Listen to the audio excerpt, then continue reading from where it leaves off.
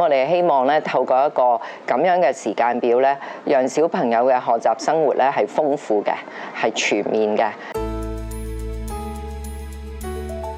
我哋嘅學校咧就係一間基督教嘅學校嚟嘅，咁我哋咧就用聖經嘅人觀咧嚟到去辦學嘅，即係話咧每一個小朋友咧佢都係特別嘅，佢都係尊貴嘅。我哋咧係要為佢提供一個積極啦、正面嘅學習環境咧，幫助佢咧喺全人個教育裏邊嘅發展咯。我哋希望咧喺時間表設計上面咧，能夠俾佢哋有全面嘅發揮嘅，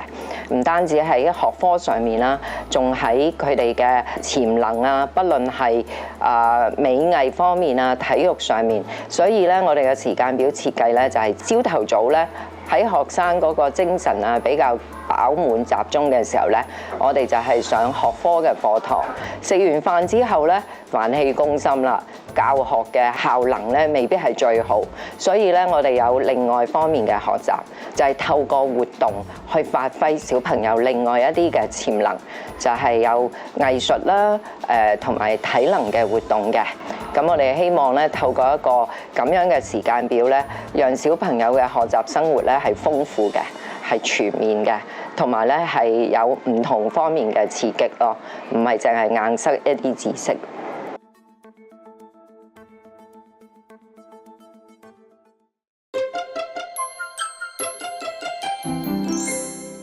我哋嘅特色就係我哋唔用錢嚟做華麗嘅包裝咯。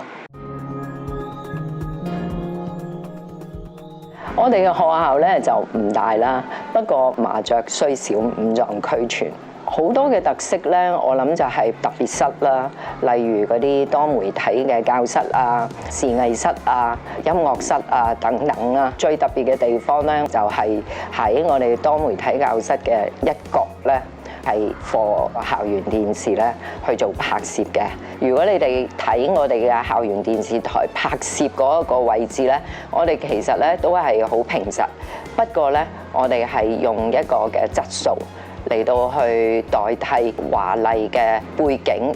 嚟到去表達我哋想探討嘅問題，包括係時事嘅問題啦，包括係校園嘅問題啊，小朋友關心嘅問題。我哋嘅特色就係我哋唔用錢嚟做華麗嘅包裝咯。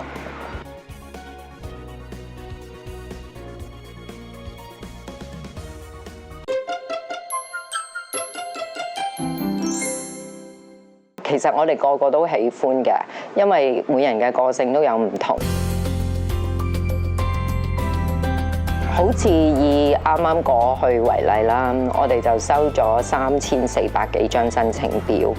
咁我哋嘅學額咧大約係100個度啦。因為我哋每一級咧都係3班嘅啫，其實我哋個個都喜歡嘅，因為每人嘅個性都有唔同啦。不過咧，我哋係會睇學生佢有冇禮貌啦，守唔守秩序啦，佢會唔會聽到指示啦，跟住指示去做啦，有冇耐性啦，呢啲都係我哋要睇嘅。我哋揀學生咧，主要都係睇佢嘅 interview。咁我哋主要咧都係將考生分開咗做好多組別，一組譬如有5個學生啦，我哋都會問佢一啲嘅問題嘅，睇下小朋友嗰個回應啦，佢嘅禮貌啦，佢講嘢容唔容易表達到自己啦。同埋咧，我哋都會考下佢中英數啦。咁其實咧都唔需要去上一啲小一入學面試班嘅，因為咧其實佢哋嗰啲知識咧應該喺幼稚園咧都有涉獵過嘅。咁主要我哋都係睇呢幾方面咯。